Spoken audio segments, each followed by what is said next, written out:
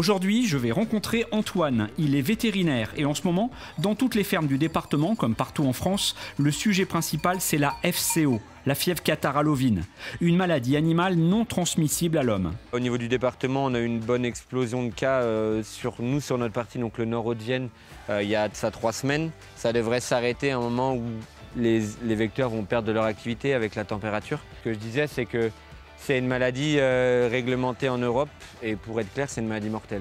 Là, que ce soit bélier, brebis, agneau ou autre, quand c'est touché par la FCO, il y a quand même de fortes chances, s'il n'y a pas eu de protocole vaccinal mis en place, qui permettent d'atténuer ou carrément de stopper le développement de la maladie, on a beaucoup de mortalité, quoi.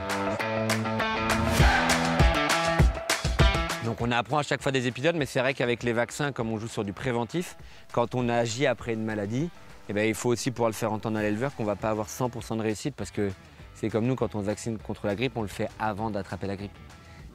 Sur des maladies comme ça, quand on le fait après, c'est sûr que des fois, on peut quand même avoir des répercussions. Dans le fond, ouais. Le vétérinaire, j'ai compris que c'était un personnage central dans les exploitations. Aussi, la présence d'Antoine est une vraie aubaine pour Julien et les élevages du secteur. Oui, c'est important, ça permet de prendre des décisions sur l'élevage, de trouver des solutions à certains problèmes et des fois d'identifier des problèmes. Parce que nous, on ne sait pas tout et c'est bien d'avoir un appui technique là-dessus, quoi. Essaye sur ces bottes, ouais, là, vraiment de le mettre, sur le côté, mettre dans l'autre sens, de mettre la botte sur le...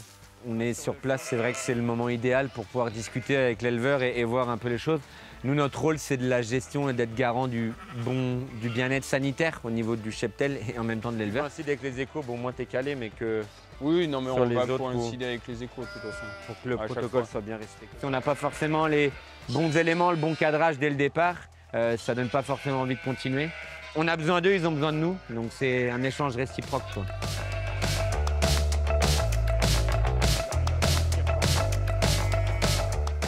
Ça fait partie du travail de l'automne et de l'hiver.